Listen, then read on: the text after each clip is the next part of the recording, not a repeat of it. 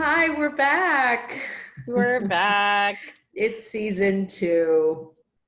Two COVID years edition. later, COVID edition. We are recording this I'm in my kitchen. Where are you, Mary? I'm in my kitchen. That's also my dining room. Your kitchen, that's your dining room. And I'm in And, Brooklyn, and you are in. and I'm in Nashville, where I moved So since our much has last season. happened. So much has happened. And of course, this season is going to be on Zoom. This It will entire season only will be be on appropriate. Zoom. Yes.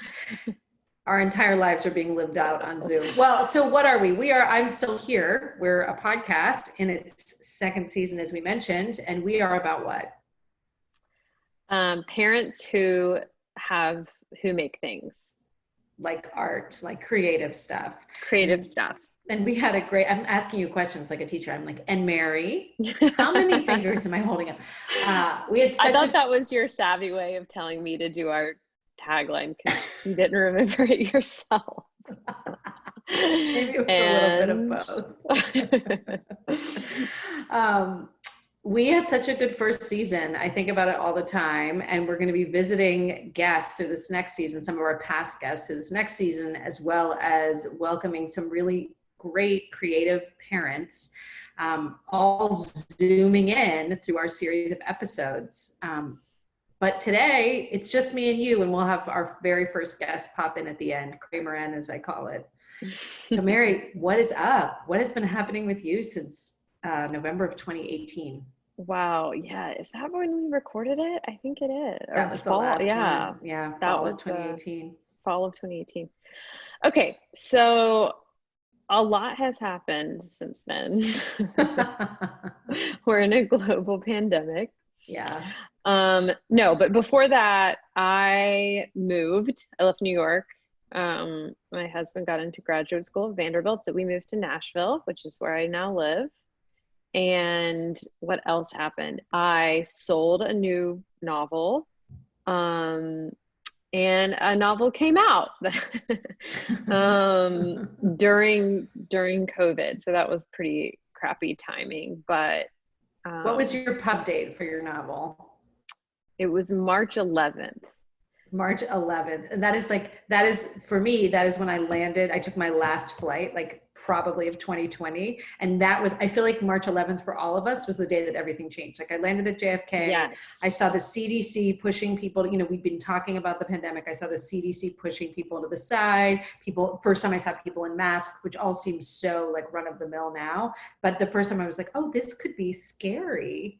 And that was your pub date. Yeah, that was the pub date. And yeah, it was exactly the same here. I mean, yeah, again, I'm in Nashville, and we had a launch event that night, and it did happen, but no, like there were all these rules, like no one was shaking hands. It was very low attendance. We were nervous about, like, there were some older people there, and I was nervous that they were there.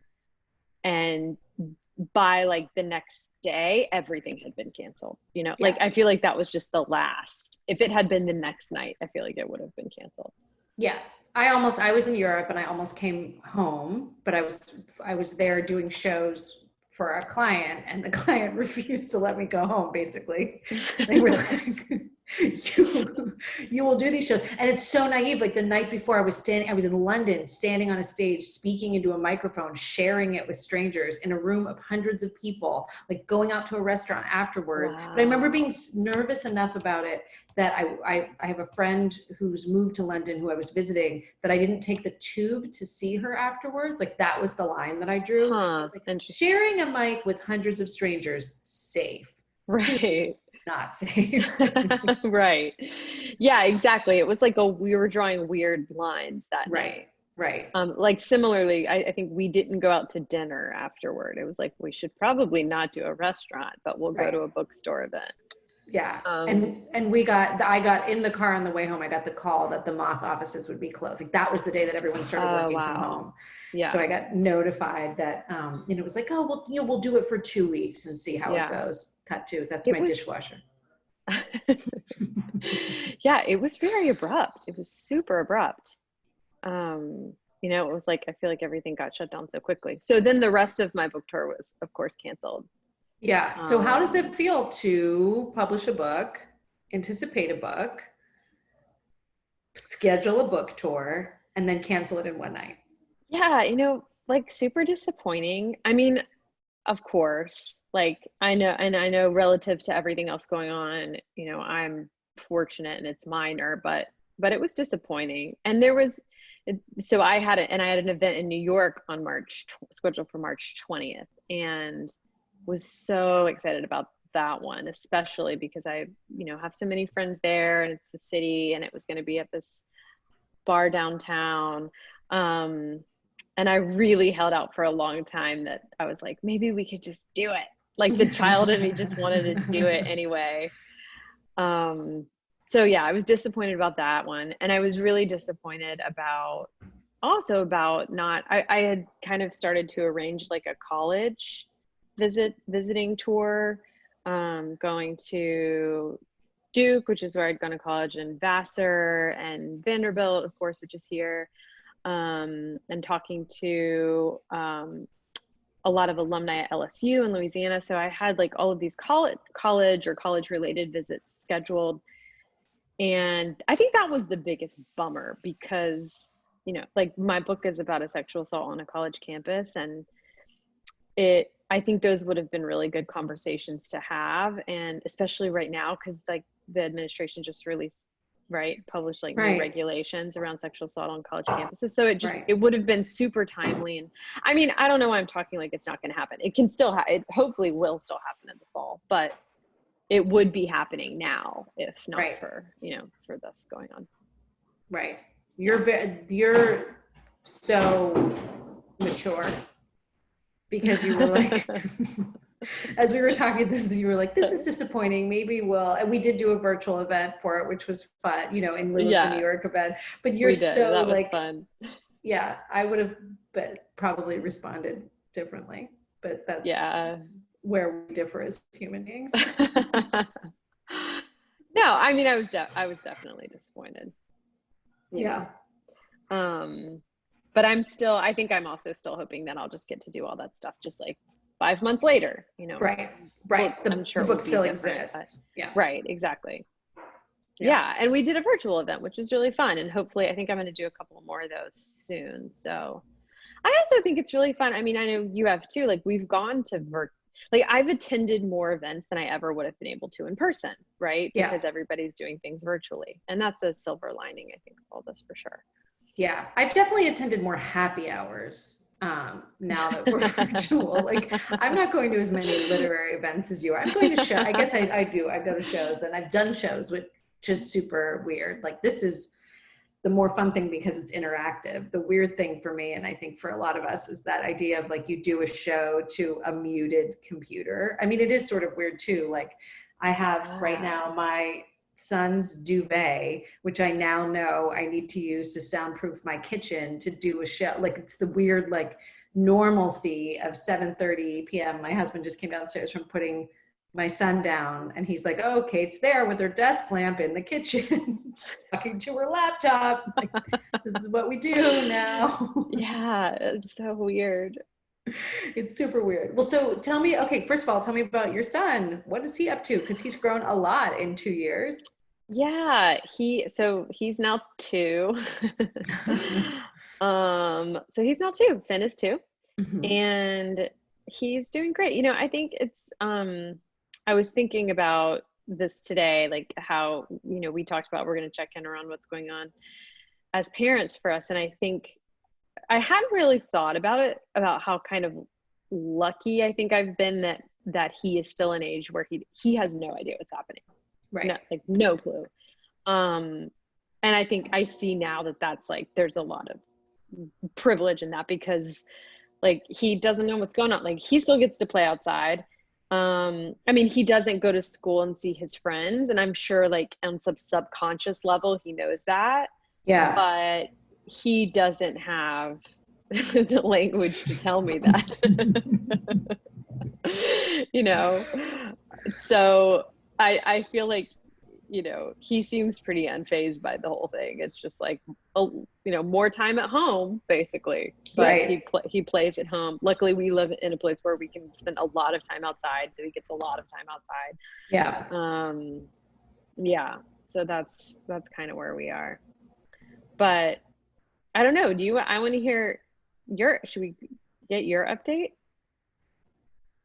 Oh, where are my updates? Well, so March 11th, I was in London and Stockholm doing shows. March 12th, I'm never traveling again.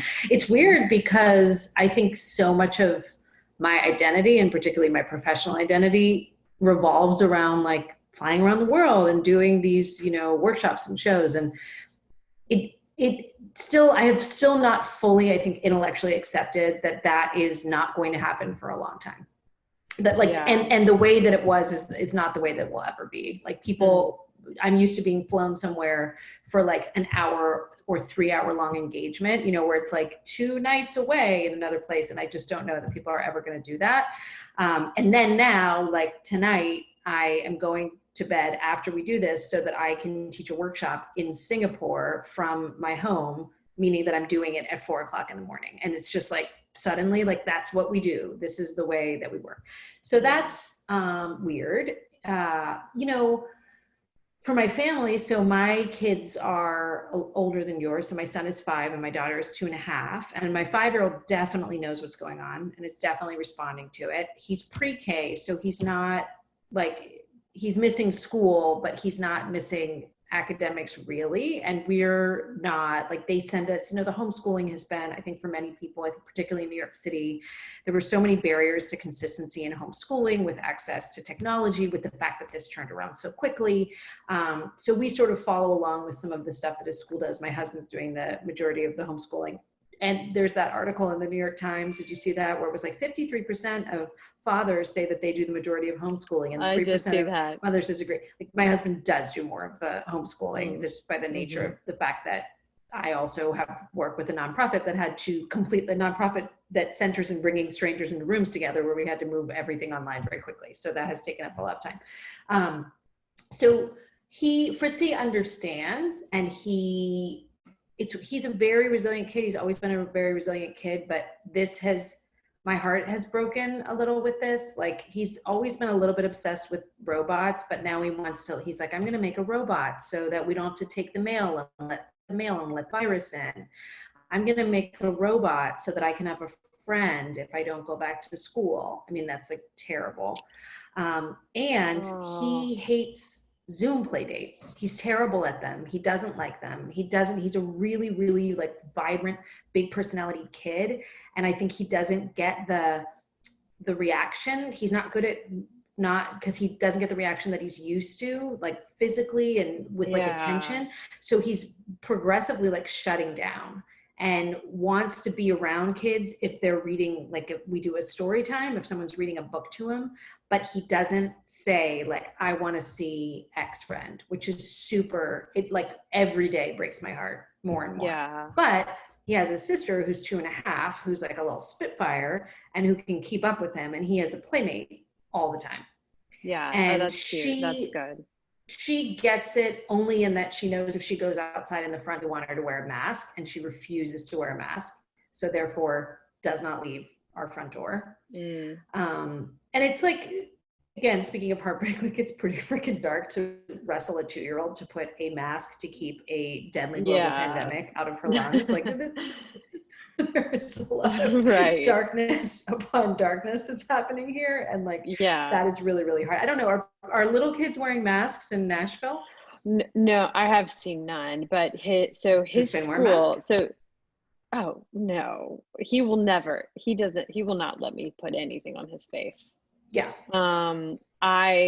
His school, so Nashville's slowly opening up now. We're in phase 1, and his school is starting back on Monday. He's not going to go, but they're opening, and they like a week from today or yesterday, and they said they're gonna try to get the kids to wear masks.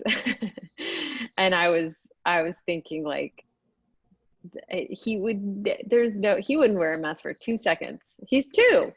Yeah. Yeah. Well, it's supposed to, they say like 2 and under, they're not supposed to. And I was like, no one's going to card my daughter. So, Right. you know, like it's fine. She looks young. She has short hair. Yeah. It's my dishwasher making everyone crazy.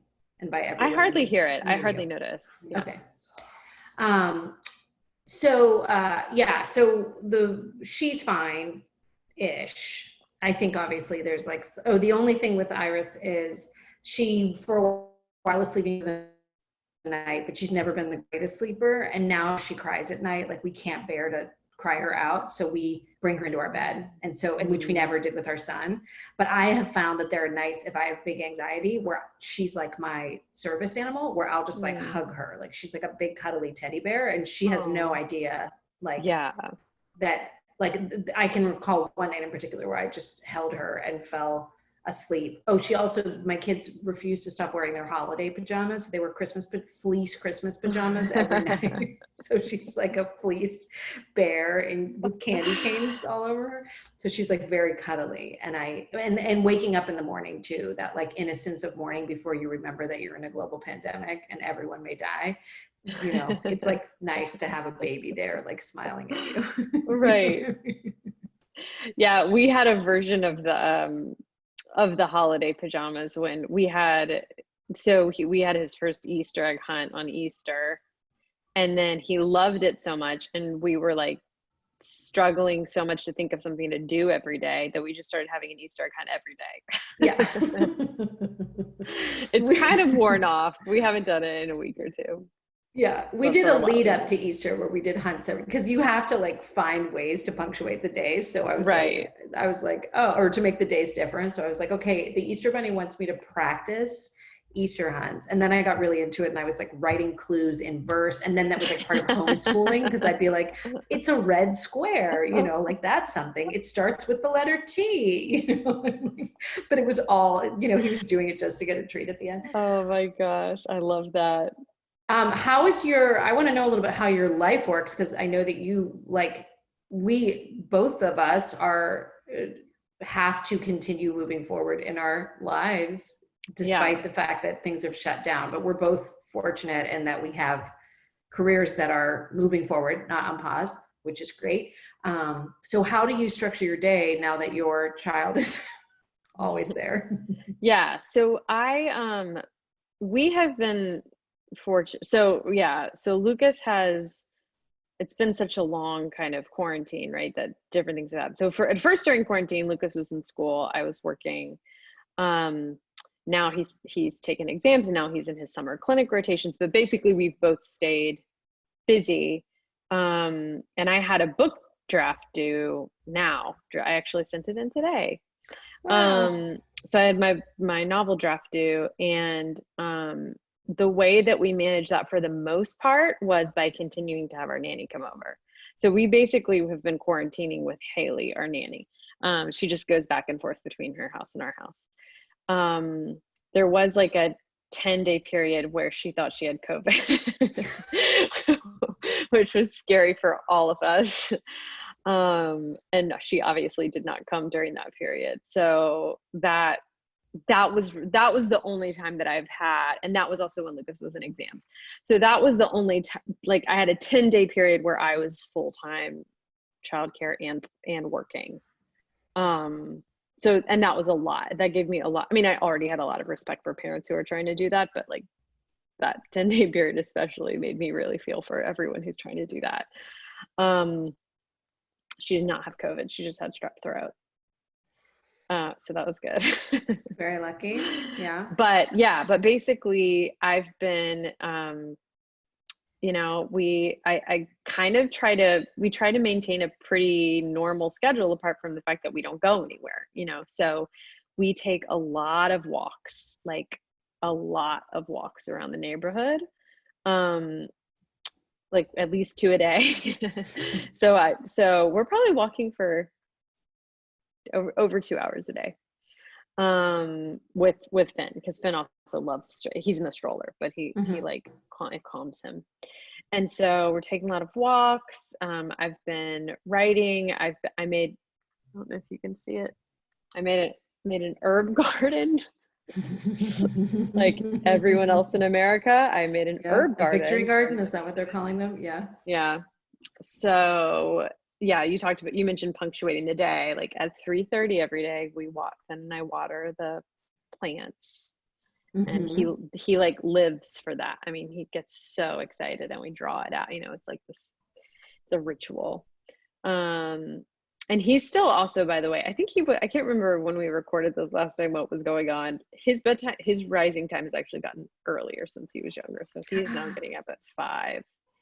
And we can't really break him of that. We've tried a lot of different ways. And sometimes 4:30. Like this morning it was 4:30. So when you're teaching your Singapore workshop tomorrow, we'll also probably be awake. Oh my gosh.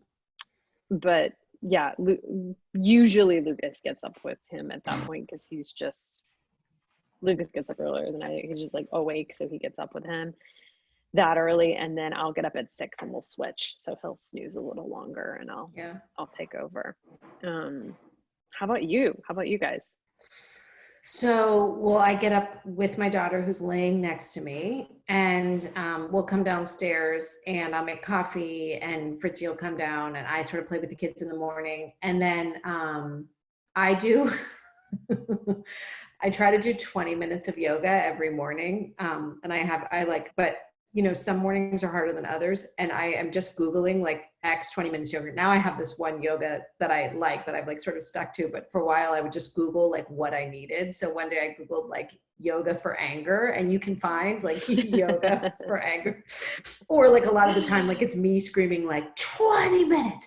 I just need 20, because the kids are crazy and they're running, we can't go out in the same way that you can. And, because the weather's been terrible, because New York is a hellscape. And, but then after that, I started like literally that first week that I was back from my trip, I started a story time at 9 a.m. where it's a lot of my local parent friends, but then you've been there, and like my sister and my cousins have come, and people from, outside of New York or other neighborhoods in New York have come, and we do a story every morning that has really like one parent and kid pair reads it, or trio reads it, and it's been really great. And then I play with the kids, and then I start my moth work, or I'll like crest into that, because that's when my colleagues are all working. And in the beginning, it was terrible. Like my daughter would scream when I would close the door away from her. My son, I could hear the kids like freaking out downstairs. My kid did not, like, he's not into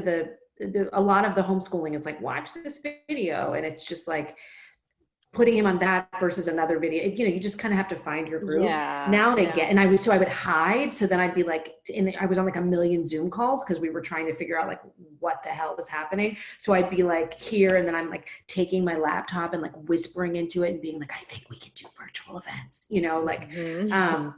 but now it's different. And now they're so used to it that like my daughter will sit on my lap. You see people's kids coming in and out. You see someone pick up a laptop and move. You see the partner on the phone behind. Like we're all used to it now. Yeah.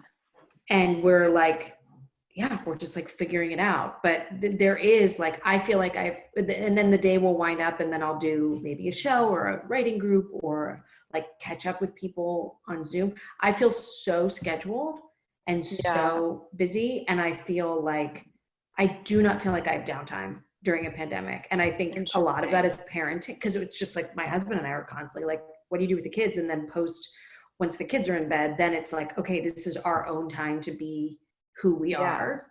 I think a lot of that has to do with parenting. Like everyone who's like learning the banjo right now, like they,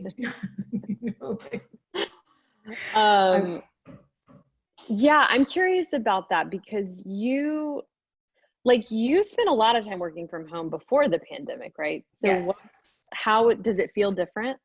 Well, my son was in school the whole time, and my daughter had just started school, and they both love school. They thrive in school. Now she stopped talking about it, but my daughter went to school 4 times and would talk about it only 4 times, talk about it constantly. Like she'd say, I miss my friends.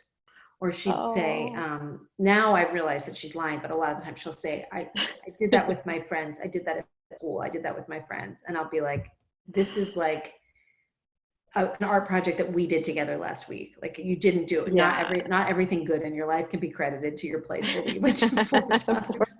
It's amazing. It's a really great school. It's a great community, but like also like your father and I are doing a very good job.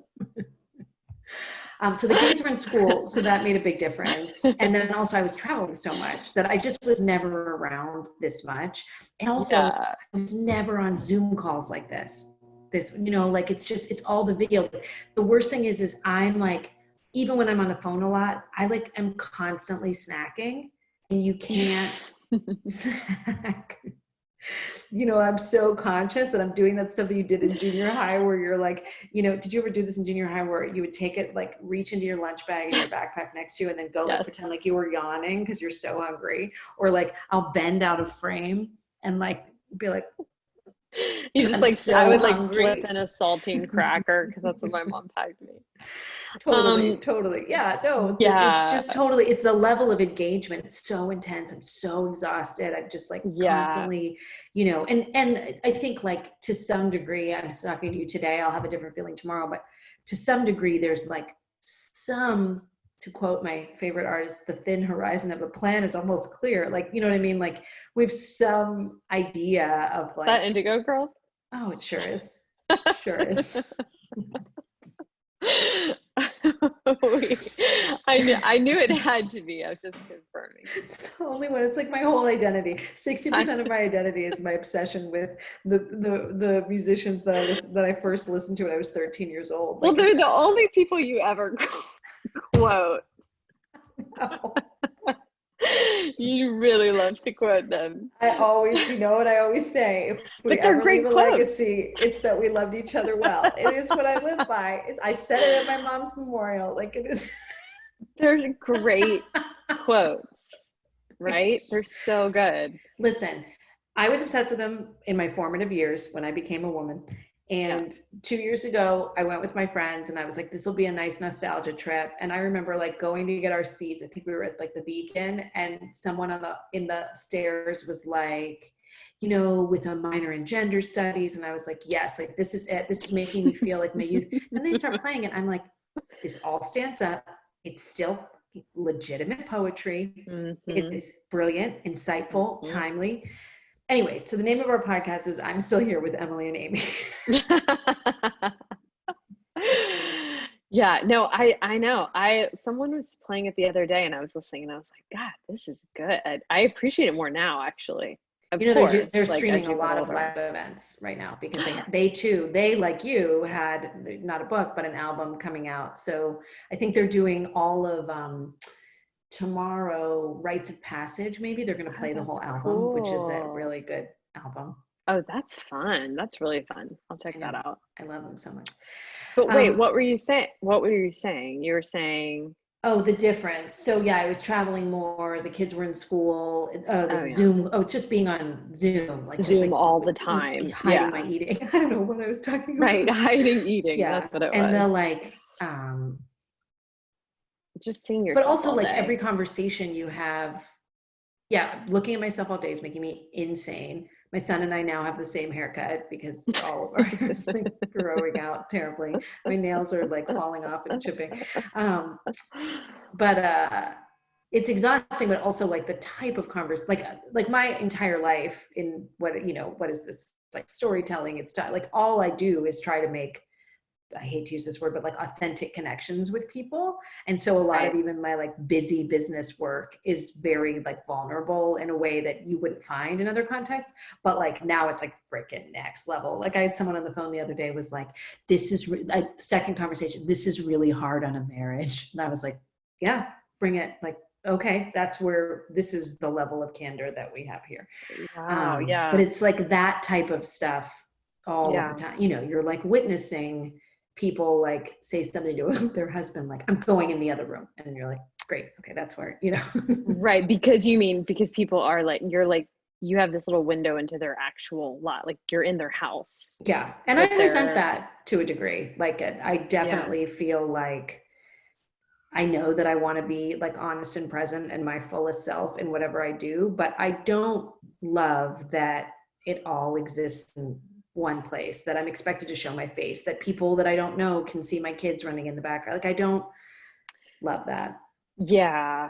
Yeah, I definitely relate to that. I think it's interesting how I feel like pre-pandemic, and I'm sure it was different in different industries, but like pre-pandemic, I think it was still common to do a lot of calls where like you weren't necessarily on video. Yeah. And then now that the whole world uses Zoom, it's like, why aren't you on video? Like you were expected to be on video at all times, which I think, it's funny because, I guess you in theory can turn it off, but it's like you talking about sneaking food made me remember the other day I was in a call and it was like my 4th hour of Zoom for the day. And I couldn't sit there for that hour. I just needed to move around. So I decided to cook during the call and just go off video.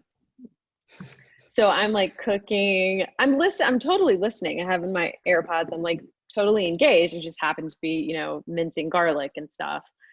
And then I realized I was on video. So basically they're, like the woman who goes to the bathroom, but I was the square where it was like Mary's doing like a full cooking show. Like it wasn't just like a minor, I was chopping up a lot of vegetables, like putting them in the pan.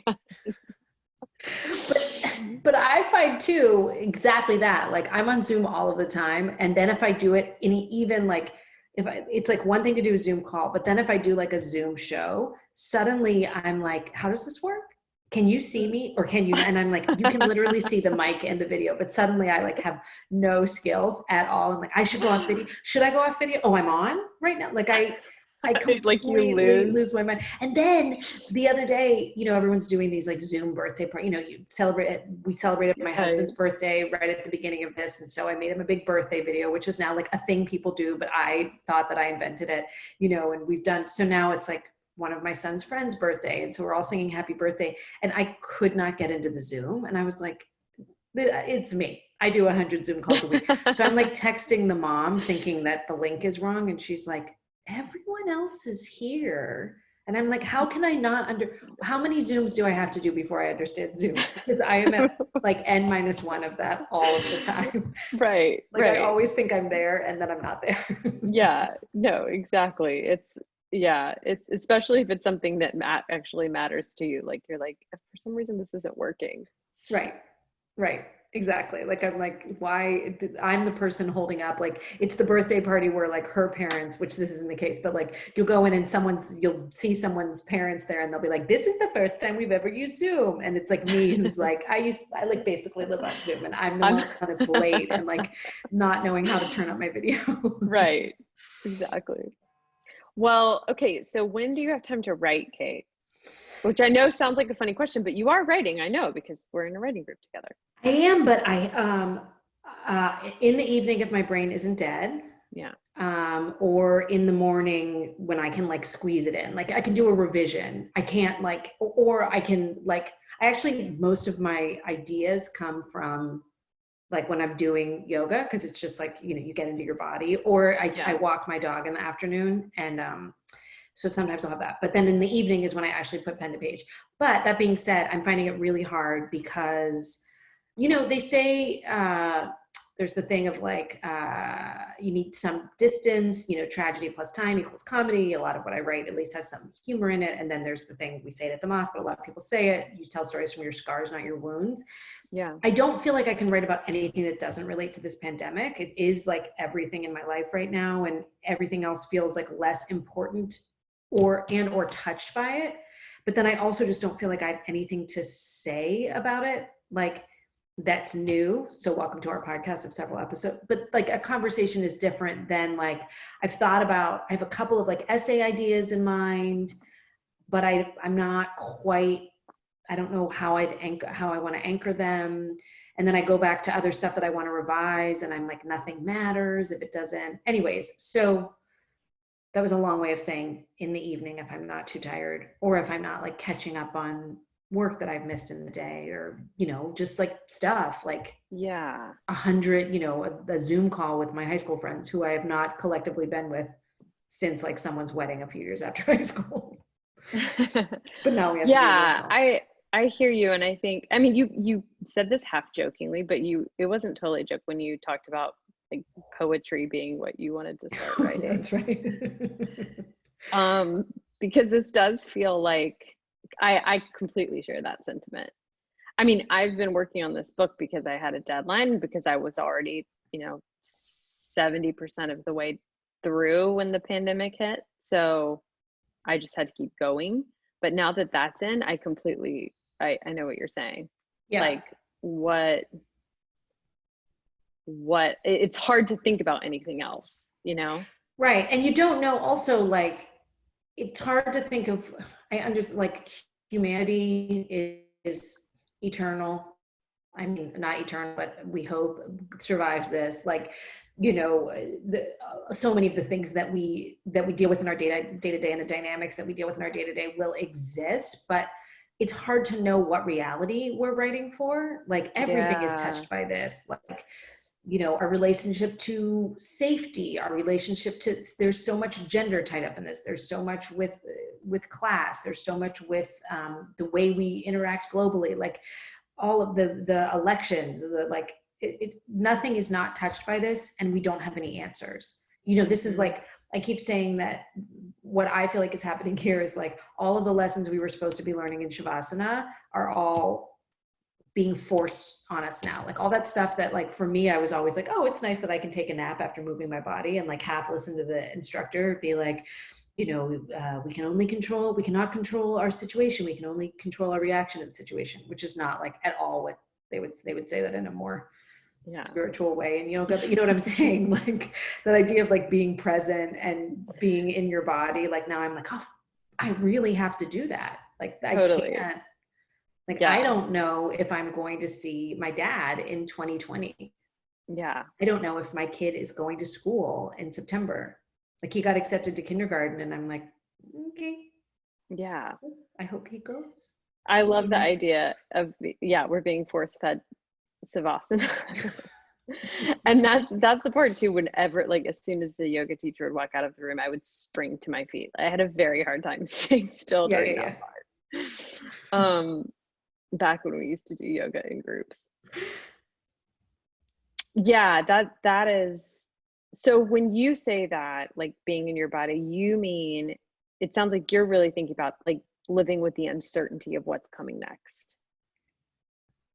Yeah, I mean, just like we don't know how long, obviously, this will affect us, but I also just don't know I don't know how this is going to affect me in the long term. And I, like, practically speaking, like, I don't know if we're going to, if how far this recession will affect us, for example. Like, that's an unknown. Right. I don't know if New York City is going to become unlivable, is another way. I don't know if the emotional toll of having my family with no schools, like, at what point does that turn us into monsters that, scratch each other's eyes out? Like, I don't know that will actually happen, but like, at what point is there going to be a point where we say, we're throwing in the towel and going to live in my in-laws' spare bedroom? Probably not ever, but like, we don't know. We truly don't know. And particularly living in the epicenter, or what was the epicenter, but which is still a highly affected community, that, like the New York City that I know, and the New York City that I love, and particularly being someone whose like entire livelihood is being in a room with strangers and trying to connect with them in a meaningful way. Like, that's what gives my life meaning. The fact that that seems not possible for a long time is very scary.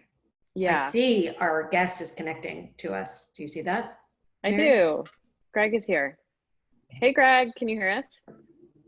I can hear you. Can you hear me?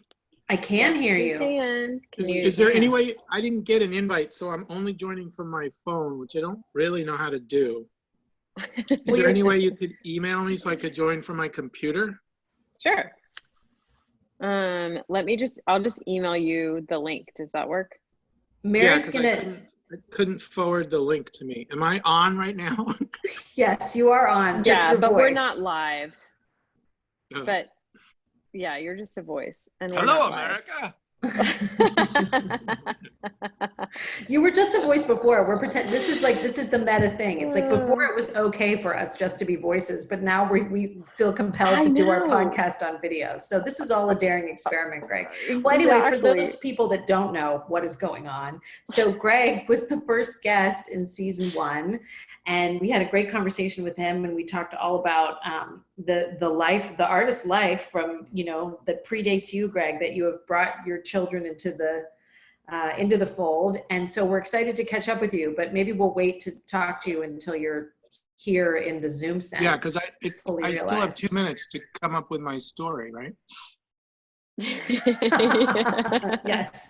I just think I'm going to hang up and join this link, okay? Okay, bye. Perfect. Well, kind of bye. I don't think. Now I see him.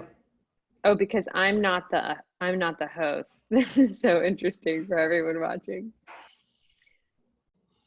Having to do it. Yay! Yeah. Oh, now there's 2 of you because your phone must still be on. Yeah. Oh, really? Well, sometimes Zoom does that. It will keep someone in for a little bit longer. That's what I've learned. Well, it's nice to see you both. It's nice to see you. Nice to see you too. I'm letting Izzy know you're here. Oh my God, Izzy! Wow. Yes, Izzy is producing for us again. She's back. So what's new, Greg? Since when? Since you and I talked, Mary? It's been a long time, actually. I know. Since how about since we interviewed you on the podcast? So remind me how long ago was that? 2018. So you were doing your web series. That was the most current thing. And then, yeah. So what's newest for me is that in 2019, am I coming through okay? Because I'm actually uploading something while I'm doing this deal. So. Good choice. I know. So last fall, I decided to keep working on my show and do season 4. And then with the help of some smarter friends than me, I was sort of encouraged to see that what I have was a great kind of sketchbook for what could be a full, hold on one second. You can't interrupt me right now. Okay, you can't, sorry. You're getting a preview right there.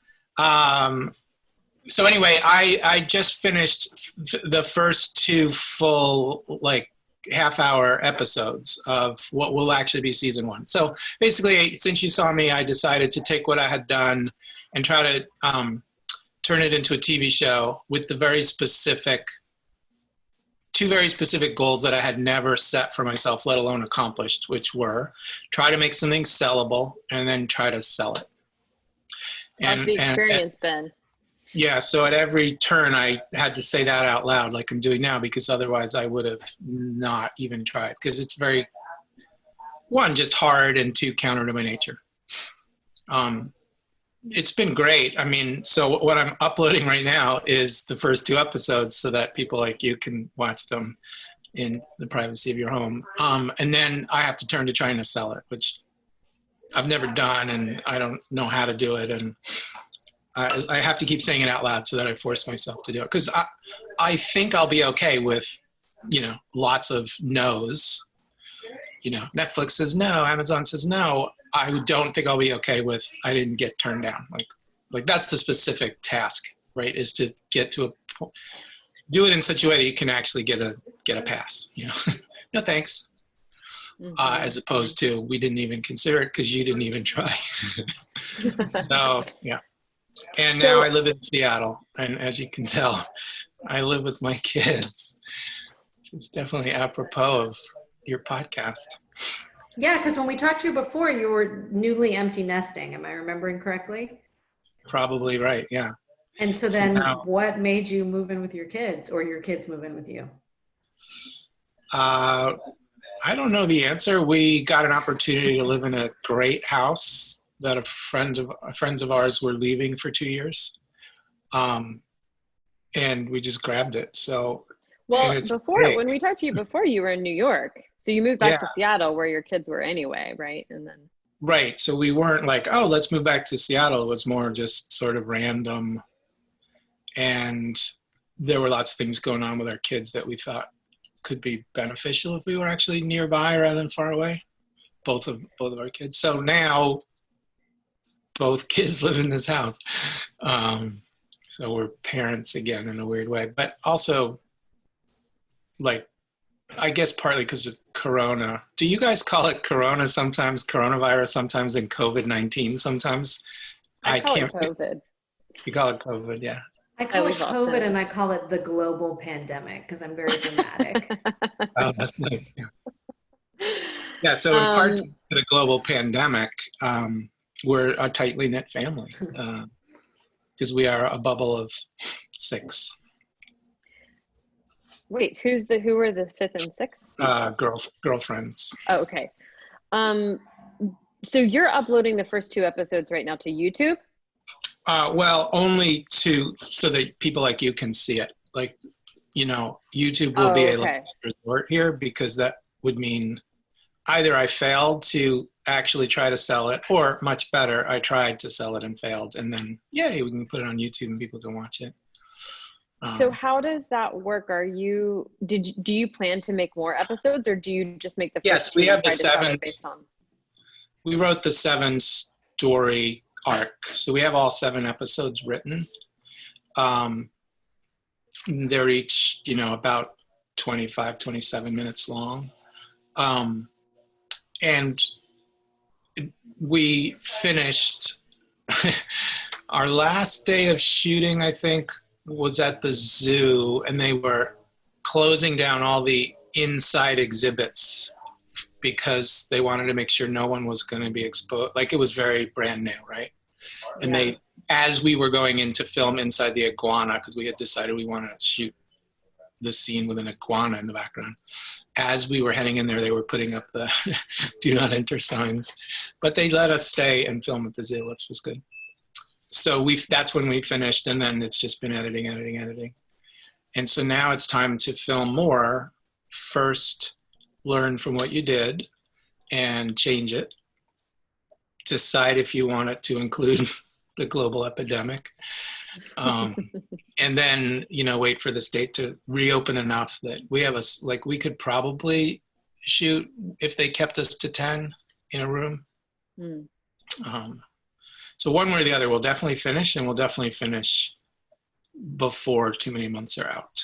A few months. That's really interesting. Are you, do you write in are you going to write it in? Because you've already have your scripts. Do you write in the pandemic? Yeah, Mary, that I tend to be more interested in what happened today than what I wrote, a month ago. So, and that, that's why we're going to rewrite episodes 3 and 4, because it's just been too long since we wrote them, and too much has happened. So I don't know the answer. I think it'll come in whatever way. Like, I don't have anything to say about it. Except that whatever I say is wrong, probably. It's interesting, isn't it? Because when I started out to make it many years ago, when we first started, it was early on in Trump's, Trump had just been elected. And then I wanted to, since I was planning on doing 2 episodes a week forever, I wanted it to feel like, Victor Klemperer, or whatever his name is, like years from now, the story of how the fascists took over the U.S. can be seen through the episodes of The Unfair Detective in the background. Like, I wanted to just not ignore that and have that be part of, what we do. Because I thought, if you're doing stuff on the internet, it makes more sense to have it be current in some ways, I guess, which is not something I normally do. So I don't know the answer. Yeah, I remember in an old episode, like there was like a CNN video playing for just a second. Like, you heard a little bit of of a headline right before something else happened. Yeah, and one thing that's pretty, interesting is I don't know what the rules are for what So when I said make something sellable, that basically means like shoot it at a high enough, shoot it 4K, have your sound be really good, own the rights to everything on the one hand, and then also something that you would think people would want to watch and then sit down again and watch, and not just your, a few weirdos, but enough people to make it worth someone's while. So, there's no CNN in the background. There is like sort of scary radio news in the background, but it's, actors performing the lines this time around. Yeah. Yeah. Have you ever noticed that, like, you think the easiest thing to do if you're in movies or TV would be to make a fake broadcast, like fake newscaster, because you can't use real, right? Now let's go to our reporter on the spot. Do you ever notice how dreadfully bad they always are? Like, we all know what a newscaster on the spot sounds and looks like, and they never do in the movies. Like, it's the fakest worst thing. I wonder what it is. Oh, like they just can't get that right. Can't get that one right. And then I guess what it is, it makes you realize they're not getting anything right. You just are so used to seeing a newscaster on your screen that it's so obviously wrong. Right. That's something you're used to seeing in that exact, like, on your screen in that position. Exactly. So you notice all of the things that are off about it. Yeah. Are you all hands with this, with everyone in the house? I know that you collaborate with your family a lot. Is everyone involved in this production process? I mean, I've known all along that I'm married to a sort of creative genius, but her acting in this is just so sublime. It's so, so good. And Megan is in it. Turns out my first son is a very, he's an amazing hip hop artist who just did a live stream from a place that you would normally play for hundreds of people, and there was no one in the audience, and he did a 90-minute set live. We watched on TV. It was so good. Wow. But he will have nothing to do with anything. That he was in our shows for his whole growing up, and I haven't asked him directly, but he was either scarred or he's had enough of that. And then Charlie, our youngest, turns out to be just an absolute delight and gem to work with. So I'm really lucky. Like, I have in my family these really good actor, performers, smart people. Yeah, so we're all. Charlie's a really good actor. Isn't that weird? He's like, I guess it's not weird. He just is. He just is. Yeah. Yeah, like he's someone who, when I sit down to write, I'm like, oh, I could. If I'm writing a scene for him, I get really happy. Yeah. It's like throwing a ball in Michael Jordan's direction. You just know he's going to catch it, whatever you do. That's really fun. Oh, I love that like admiration. Our children, Mary, are so young that I could admire things about them, but like, there's really nothing my children do better than me at this point. Like, I've mastered. I'm leading this. You make sure they know it. No, I really try. Oh no, come on. Aren't you like, oh my goodness. Can you tell me about that picture? Can you tell me about what that art is that you made? Can you tell me about, anyway. So I love that, like, that anticipation of that, the complete admiration you have for the talent of your child. Not that I'm saying that your child is more talented than you are, but like that there's like a thing that they have, an identity that they've developed outside of you that is worth like admiring, separate from the fact that they are your progeny. I think is really beautiful. Yeah. So my kids, probably I'm older than most of the people you're interviewing. I don't know, but yeah, my kids are, and I was just thinking about this actually yesterday or today, or maybe it was last year, that what is time? They go into like a cocoon and they come out and they're the same caterpillar, that they were, but they're also like this completely different butterfly. And, we know this because you think of any kid you knew when you were a kid and I wonder what they're like now. You're still picturing like Tommy at 12 with the baby heart. Yeah. But, when you meet them now, like, no, not going to be like that at all. But yeah, it's really interesting when if you get to see that, if you're lucky enough to have that, they're still the same kid and they're completely different. And they've just emerged with these, things that, And a lot of it happens in a burst, I think, like 17 to 22 or something. Like it's not that many years where they just like, yeah. That's cool. Yeah, right now I think the only thing, this is something I really do admire about Finn. He thinks that the sound that sheeps make is sheep's plural. Sheep. He thinks the sound that sheep make is to laugh, because when we would say bah, he thought we were saying ha ha ha. So it's when you say, what sound does a sheep make, he goes ha ha ha ha. Which sounds like a nightmare. It sounds like a horror movie. Horror movie, yeah. Yeah, it's terrifying, but so funny. We make him do it all the time. So he's maybe a poet. Like, I know I was going to be a poet in the global pandemic, but he may be a better poet than I am, I think. Yeah, Finn has a head start on you. Of he does. Everyone does with their poetry. I think you could ask my poetry professor in college the last time I wrote. Well, Gregg, thank you for catching up with us and dropping in from Seattle. This is amazing. So I guess we have to wait until you sell this before we can watch it. Is that the truth? Yeah, I mean, I should be able to sell it to Netflix by the end of the day tomorrow. So the day after. It's called The Uncertain Detective. Yeah. And The Uncertain Detective. We'll look for it. Hey, Mary, you're so good in it. I'm in it. Yeah, you're so good. And I almost everyone who's in it, like, I don't think anyone who's in it has seen it. I think Mary's maybe watched a couple episodes, but in general, like, my kids have never seen it. Megan's never seen it. Oh, really? None of the people who are in it, they don't watch it. But in case you do, and there's no pressure at all, it's really good this time around. Like, I know. A lot of it has nothing to do with me. Like, there's so many people who've contributed to moving it, like just rocket boosting it up. And I'm really it's pretty cool. It's really, I've seen one episode and it's really good. Yeah. Oh my God. Now you have to watch the new improved version of that episode and episode 2, which I will send you in about 10 minutes. I'm excited. Thanks. It's so good to see you both. You too. So good to see you. Bye, Gregg. Bye-bye. Thanks for coming.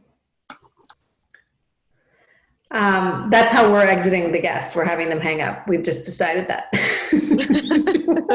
I realized we were saying goodbye. I was like, do we keep the guest on till the end?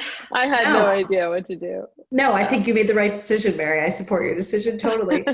All right. So that was episode 1. We did it. Yay. Should we say bye? Yeah, I think we should. Okay. Goodbye, and we'll be back next week. And who's our guest next week? Next week, our guest is Rufi Thorpe, whose book, The Knockout Queen, whose novel, The Knockout Queen, it's her 3rd novel, just came out and is so fantastic. And I think we're both still reading it, right? I'm still reading it. We're both still reading it. Yeah, I'm like tearing through it. It's so good. She is also having a novel come out during a global pandemic. So we'll have lots to connect on in that. I'm super excited to talk to her next week. And it's been so great to catch up with you, Mary. We're still here. This is fun. We're still here.